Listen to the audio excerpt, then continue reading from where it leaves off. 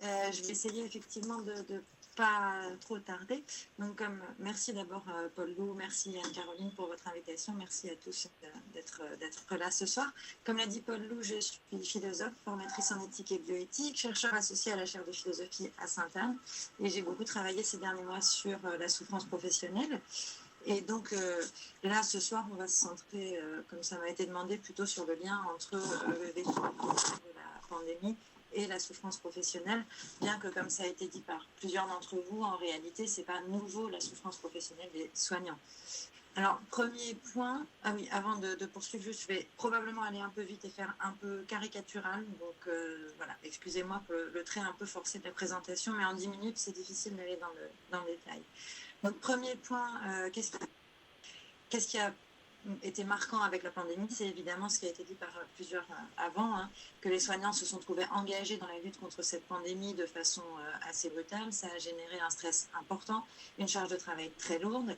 Ils ont été confrontés à la vulnérabilité des malades, ils ont été aussi confrontés à leur propre vulnérabilité, ça a été dit plusieurs fois, parce qu'ils étaient plus susceptibles que d'autres de contracter le virus.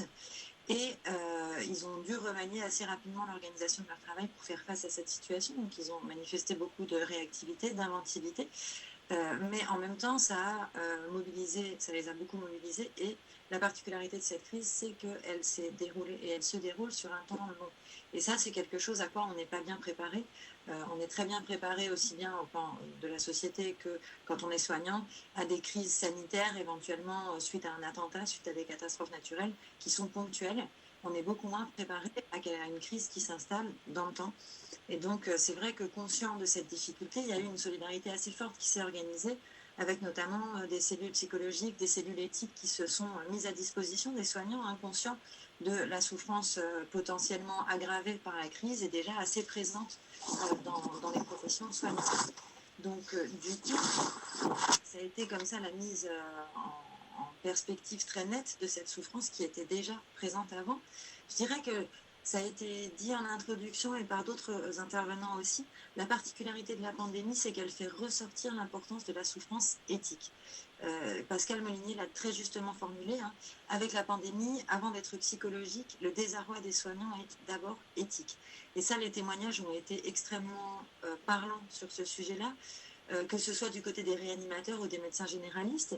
Les réanimateurs de la Société française d'anesthésie-réanimation ont publié un article là-dessus où ils racontent très bien combien ils se sont trouvés face à des défis humains immenses, où ils devaient concilier l'éthique du soin individuel et l'éthique de la santé publique. Ils devaient maintenir dans l'urgence, face à une arrivée massive de patients, une démarche éthique pour préserver aussi une approche équitable pour les plus vulnérables, donc les personnes âgées, les malades chroniques. Tout ça, c'était extrêmement difficile à mettre en place avec assez peu de repères. Puis les soignants de ville ont été aussi confrontés à des conflits de valeurs difficiles. Ça a été très bien raconté par un médecin généraliste dans Libération qui rappelle que les soignants de ville, pas uniquement les médecins, les infirmiers, les aides-soignants, sont envoyés en fait souvent au domicile des malades les plus fragiles qui ont de nombreuses comorbidités et qu'ils se sont trouvés pris entre deux feux, entre les soins délivrés au lit des malades les plus fragiles ou rompre le suivi pour mieux les protéger d'une transmission potentielle du virus. C'était extrêmement difficile et c'est bien une question éthique puisque c'est très bien résumé par ce médecin qui dit notre mission depuis Hippocrate, c'est d'abord de ne pas nuire, mais qui peut aujourd'hui nous dire ce qu'il faut faire pour ne pas nuire. Et ça, c'est très douloureux de ne pas savoir ce qu'il faut faire et de ne pas savoir comment agir pour bien agir. Et c'est vrai que dans ces situations de dilemmes moraux, de conflits qui semblent insolubles, aucune règle ne peut trancher. Il faut trouver un équilibre dans lequel inventer les conduites qui peuvent satisfaire à l'exception que demande la situation et en même temps trahir le moins possible la règle. Ça, c'est un exercice qui est difficile et c'est d'autant plus difficile quand on est peu formé à ces questions. Et c'est vrai que les humanités sont peu représentées dans la formation initiale des médecins en tout cas, alors même qu'ils sont nombreux à les identifier, à identifier la philosophie, les humanités comme des recours pour lutter contre la souffrance éthique et le burn-out. Et là, c'est vrai que pendant la pandémie, les dilemmes éthiques sont nombreux, le temps manque et les soignants, toutes professions confondues, sont confrontés à la fois à une charge de travail intense, mais aussi à une confrontation répétée avec la mort. Et puis, je dirais peut-être de façon plus marquée, à la confrontation répétée avec les conséquences des décisions prises. Non seulement il faut décider vite, mais en plus on est confronté très vite aux conséquences, et ça, c'est difficile. Donc le risque de souffrance éthique et d'épuisement des soignants pendant la pandémie, il a été et il est toujours bien réel. Pourtant, on a aussi observé, et là encore Pascal Molinier l'a très bien décrit, ce qu'on peut appeler un paradoxal retour du sens du métier, qui a été évoqué par plusieurs d'entre vous, et qui s'est traduit par le fait que finalement, au fil de la pandémie, les soignants ont pu aller à l'essentiel du métier, inventer des solutions inédites. C'est ce qui a été dit à propos notamment des étudiants aides-soignants qui ont pu changer les choses, en fait, organiser les choses autrement. Et donc ce temps-là, il a permis des retrouvailles avec le sens du métier. C'est raconté aussi par Karine Lacombe, qui a publié un article récemment et qui raconte que oui, il y a eu du stress post-traumatique, mais finalement, on a renoué des liens, on travaille avec les autres services, on a de nouveau un travail d'équipe. Et donc, en fait, ce que ça montre bien, c'est à quel point cette crise, elle est révélatrice des difficultés qui contribuent déjà au burn-out des soignants depuis plusieurs années, au point d'avoir conduit à ce qu'Éric Gallam a appelé une véritable épidémie à bas bruit, et dans lesquels il y a des facteurs liés à l'organisation du travail qui sont quand même assez importants. Alors ces facteurs, ils sont connus, les difficultés, les facteurs de risque de la souffrance professionnelle des soignants, ils sont déjà identifiés depuis assez longtemps, et il y en a 5 principaux, je ne peux pas tous les détailler, mais ce qui est intéressant, c'est de voir qu'il y en a 4 qui sont liés au métier. Il y en a un qui est appelé facteur personnel, mais 4 qui sont liés au métier. Donc le premier, c'est la confrontation avec la souffrance et l'amour. Donc ça, c'est lié au métier de soignant, qui peut générer de la souffrance. Le second, c'est les difficultés éthiques, et donc la difficulté à bien agir dans une situation dans laquelle la solution n'est pas évidente. Ça génère aussi de la souffrance. La crainte de l'erreur médicale est aussi quelque chose qui peut générer de la souffrance. Tout ça, c'est lié au métier et à sa particularité. Et il y a un facteur personnel qui est le fait que les professions soignantes sont des professions vocationnelles, et que donc on peut souffrir d'une désillusion quand on s'est engagé, qu'on a éventuellement idéalisé son métier. On peut souffrir d'une forme de désillusion si on n'arrive pas à le faire dans les conditions qu'on voudrait. Et ce que met très bien là en lumière la crise, c'est la part de l'organisation du travail. Et ça, c'est le facteur, un autre facteur lié au métier, qui est souvent un peu mis de côté, parce que pendant longtemps, on a pensé que la souffrance professionnelle, c'était le fait de personnes faibles, vulnérables ou fragiles, et qui avaient des problèmes chez elles, en fait, personnels. Et là, cette organisation du travail et ses conséquences, elle est de plus en plus évidente, puisque justement, quand on a libéré les équipes des contraintes gestionnaires, quand on leur a permis, en fait, de participer à l'organisation du travail, eh bien, on a pu voir un retour comme ça au sens du métier, parce que simplement du travail collectif peut se recréer, parce qu'ils peuvent de nouveau avoir un travail d'équipe libéré de ces contraintes. Donc c'est vrai qu'il y a un certain nombre de facteurs de risque qui sont augmentés, la confrontation avec la souffrance, la souffrance éthique et la crainte de l'erreur. Tout ça, c'est très fort en ce moment, mais il y a aussi cette possibilité de participer en fait à l'organisation du travail, et donc d'apporter en fait des changements. Et ça, c'est quelque chose qui est très important et qui met vraiment en lumière le poids de ces contraintes organisationnelles. Et puis, je vous ai dit au début, c'est mon dernier point avant d'ouvrir un peu les questions sur la suite, que ce qui était particulièrement marqué aussi, c'est le rapport au temps. C'est une crise qui s'installe dans le temps. Et donc, ça questionne notre rapport au temps. Et on est très bien préparé à la médecine de l'urgence. Ça, c'est quelque chose qui est manifeste. On n'est pas du tout bien préparé à la prise en charge d'une pandémie sur le long terme. Pas plus d'ailleurs qu'on est à l'aise, on l'est de plus en plus, mais on n'est pas très à l'aise non plus avec la prise en charge des maladies chroniques qui installent en fait la prise en charge parfois sur le temps d'une vie entière. Et ce qui est très intéressant, c'est de comprendre que la temporalité du soin est aussi en partie liée à l'organisation du travail. Et ça a été très bien montré par Richard Sennett, qui a travaillé toute sa vie sur les évolutions des organisations du travail, qui est un sociologue américain, et qui montre combien, en fait, ces nouvelles organisations du travail, ce qu'on appelle l'organisation gestionnaire du travail, elles recourent à la standardisation et à la protocolisation des missions, des tâches.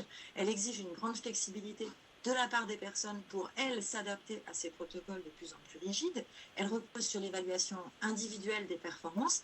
Et donc, en fait, elle a 2 conséquences. La première conséquence, c'est qu'elle érode le collectif. Parce qu'en fait, quand on est évalué individuellement, ça crée de la concurrence entre les personnes, ça crée de la concurrence entre les services, ça crée éventuellement de la de la concurrence entre les patients. Et donc ça, c'est la première conséquence, ça abîme le collectif, et je crois que tout le monde a pu entendre combien, là, dans cette crise, on a vu l'importance du collectif. Et puis, deuxième conséquence, eh bien, ça impose une scansion du temps de l'extérieur, ça vient en fait briser le rapport au temps, parce qu'il devient nécessaire pour travailler de s'adapter sans cesse. Le soin est conçu sur le court terme, et petit à petit, le temps est fragmenté, et on perd de vue le long terme.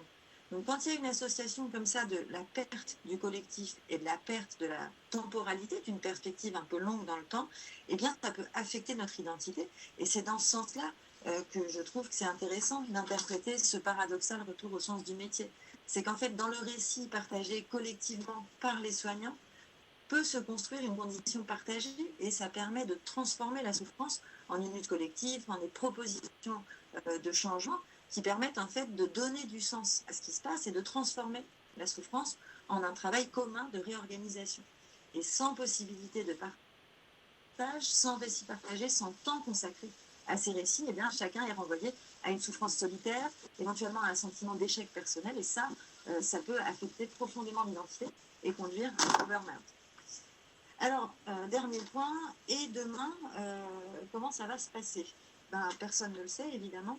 Ce qu'on a pu voir au fil de cette crise, c'est d'abord qu'elle n'est pas terminée, donc il va y avoir d'autres moments difficiles. Les conséquences sont loin d'être évidentes pour l'instant, et il va falloir continuer de s'interroger, d'autant plus qu'il est rare que les personnes s'effondrent pendant une crise. En général, les soignants, pas que les soignants, la plupart des personnes qui travaillent ne s'effondrent pas pendant la crise, vont plutôt craquer après, quand il y a un temps de retour au calme. Donc là, ça va être difficile.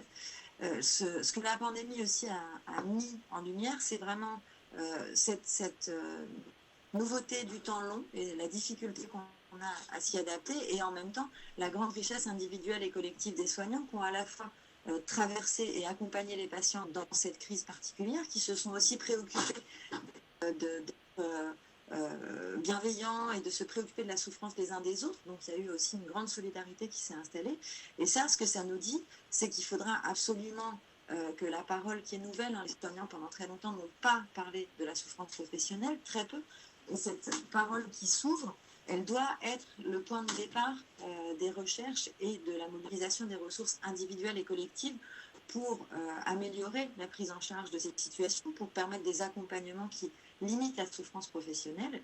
Et donc, c'est très important que cette parole, non seulement elle soit entendue, mais qu'elle puisse contribuer à faire changer les choses. Parce que, comme le dit très bien Yves Clos, qui, comme Christophe Dejour, a beaucoup travaillé sur la souffrance professionnelle, être consulté sans pouvoir influencer les décisions, sans pouvoir ensuite voir que sa parole a été entendue et qu'elle a permis de changer les choses, eh bien c'est pire que tout. C'est-à-dire que dans ces cas-là, si la parole n'est pas reçue, qu'elle ne contribue pas à l'élaboration des solutions, eh bien le risque, c'est le retour au silence et donc l'augmentation de la souffrance professionnelle. Je vous remercie. Je pense que j'étais dans les temps. Alors, je retiens de ton intervention donc tout ce que tu as dit sur la nécessité donc de réfléchir sur un temps long et la façon dont la crise a érodé le collectif, il me semble, ou alors j'ai mal compris. Et d'un autre côté, comment se sont aussi formées de nouvelles solidarités. Ce qu'on a pu constater aussi, c'est le fait que certains soignants se sont attelés à des tâches auxquelles ils n'étaient pas vraiment habitués. Il y a eu aussi certains volontaires dans les EHPAD notamment qui étaient confrontés à des tâches nouvelles. Alors, et ça a eu des conséquences assez paradoxales. Peut-être que tu peux en dire un mot. D'un côté, il y a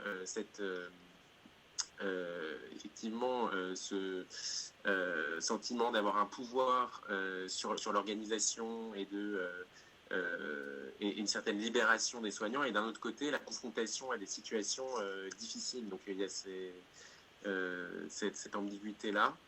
L'érosion du collectif, en fait, c'est surtout cette organisation gestionnaire du travail qui érode le collectif. Et donc, ce qui a été étonnant, c'est que dans l'urgence en fait de la situation, les soignants se sont réorganisés comme ils ont pu, avec les moyens qu'ils avaient, mais en étant libérés de cette contrainte très rigide. Et donc, tout à coup, ils ont retrouvé un pouvoir d'action. En tout cas, c'est ça aussi qui s'est... Donc, il y a eu en même temps cette brutalité de ce nouveau virus qui les a confrontés, qui nous a tous confrontés à une forme d'impuissance qui est très douloureuse. Quand je dis qu'ils ont été confrontés à la vulnérabilité des malades, ça a été très difficile d'être... pour les soignants, moi je parlais beaucoup avec les réanimateurs à la SFAR et tout ça, qui disaient que cette surprise d'un virus inconnu face auquel on ne savait pas quoi faire était quand même extrêmement... Voilà, c'est douloureux de ne pas pouvoir agir.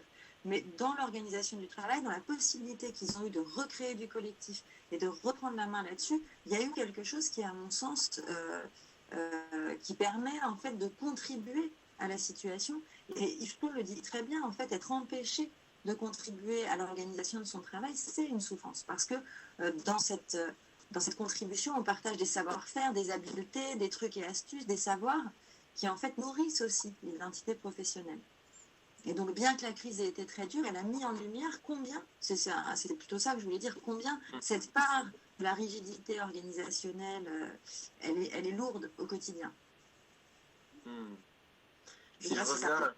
Oui, voilà, c'est beaucoup plus clair que ma question, donc je te remercie. Je voudrais revenir aussi sur un parallèle avec la première intervention de Cécile Vineau et peut-être écouter Franck Rolland, qu'on n'a pas beaucoup entendu après son intervention.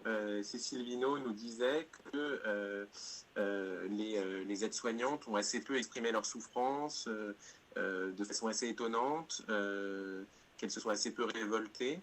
Et j'ai trouvé que ça contrastait à la fois avec ce que vient de dire Valérie, peut-être aussi avec ce qu'a dit Sabine Noël, et avec surtout ce que tu as dit, Franck, sur les stratégies de coping. Est-ce que tu pourrais revenir là-dessus, sur le sentiment de révolte ou le fait ou non d'exprimer sa souffrance Oui, tout à fait. Ce qu'on voit dans les commentaires libres un petit peu de cette étude, c'est effectivement déjà une révolte, mais au-delà même du statut d'aide-soignant qui est partagé un peu par tous les professionnels de santé, une révolte sur une situation, une alerte du système de santé, comme l'a dit l'intervenante précédente, la souffrance des professionnels de santé, elle n'est pas nouvelle, elle n'a pas éclaté au moment du Covid, elle existe depuis très longtemps, et cette révolte, elle est claire, elle est unanime, elle est reportée sur effectivement la gestion de la politique de santé actuelle, mais pas que. Et ce qu'on voit effectivement chez les aides-soignants, chez les infirmiers ou chez un certain nombre d'autres paramédicaux, c'est aussi ce côté...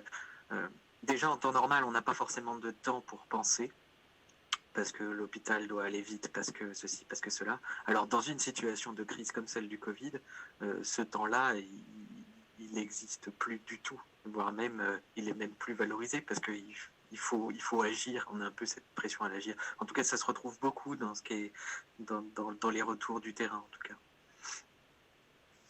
Est-ce que tu veux que je réagisse ou pas, Paul-Lou ? Oui, avec plaisir, avec plaisir. Mais peut-être parce que Cécile Vineau parlait des aides-soignants, alors peut-être que vous pouvez dire un mot, d'abord toi Valérie, et ensuite Franck et peut-être Cécile si elle le souhaite, sur la hiérarchie justement. Peut-être que chez les aides-soignants, il y a moins de possibilités de révolte que chez les autres. Voilà. Non, je dirais pas forcément la hiérarchie, mais le fait d'être étudiant. Ça a été très bien montré par Éric Gallam, par le livre aussi Omerta à l'hôpital, etc. Il y a dans les études la transmission de ce qu'on appelle le curriculum caché, dans lequel l'idée, c'est que quand on devient soignant, on masque ses émotions et on n'est pas vulnérable.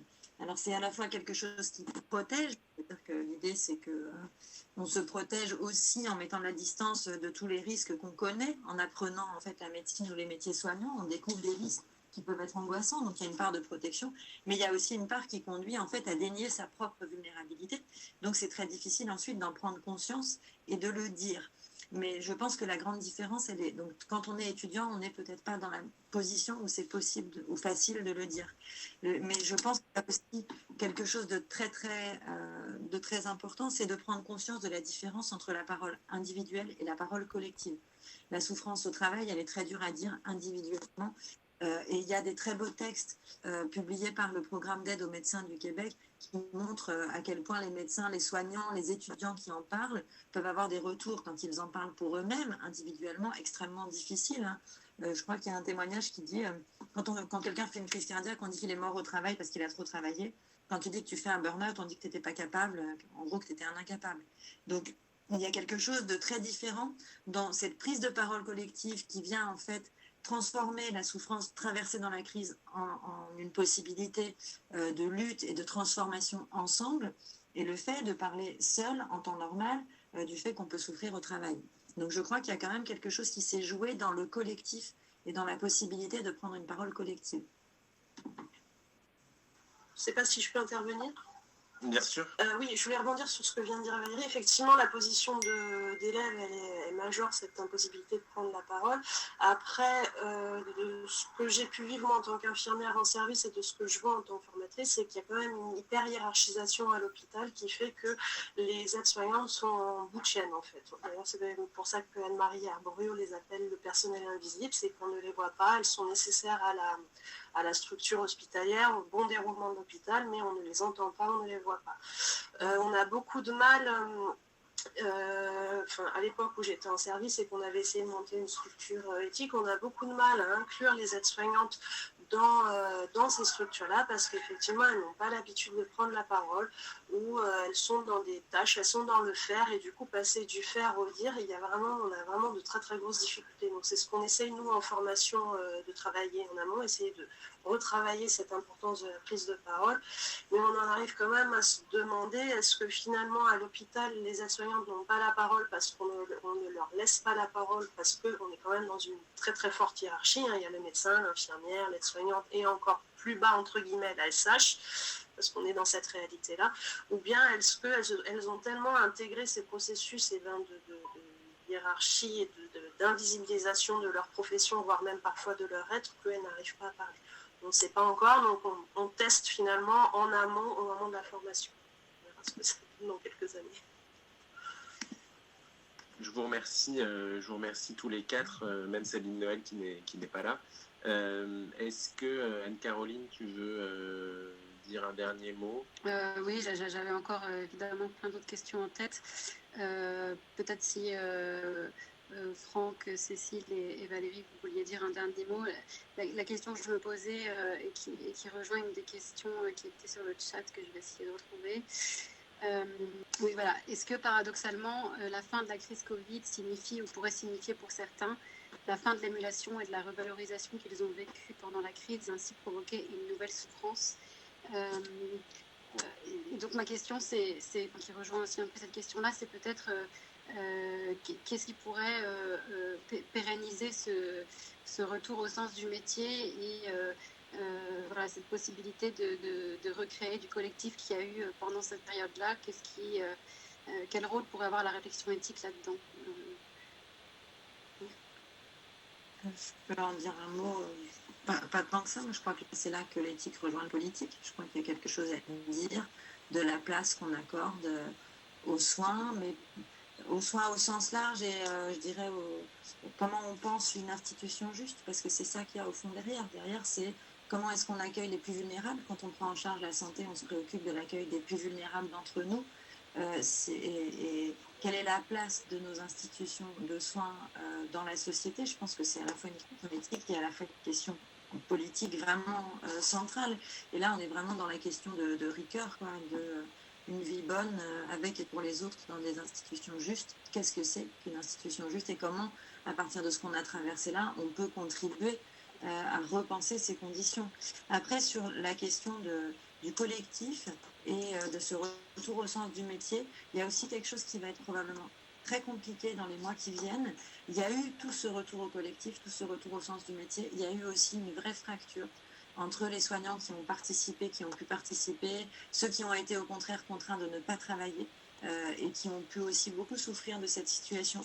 Il y a eu aussi dans les rapports entre services des inversions parfois surprenantes. Moi, j'ai eu notamment des témoignages de soignants qui travaillent en cancérologie, pour qui c'était très difficile aussi parce qu'ils devaient absolument protéger les patients d'une éventuelle contamination et qui tout à coup étaient regardés de haut par ceux qui s'occupaient des services Covid, à qui on disait non mais toi, tu t'occupes que du cancer, quoi. Et donc, il y a eu comme ça des lignes de fracture aussi entre les équipes, entre les services, qui, à mon avis, vont être compliquées avec le temps et qu'il faudra en tout cas penser ces lignes de fracture. Oui, je compléterai peut-être éventuellement en apportant l'idée que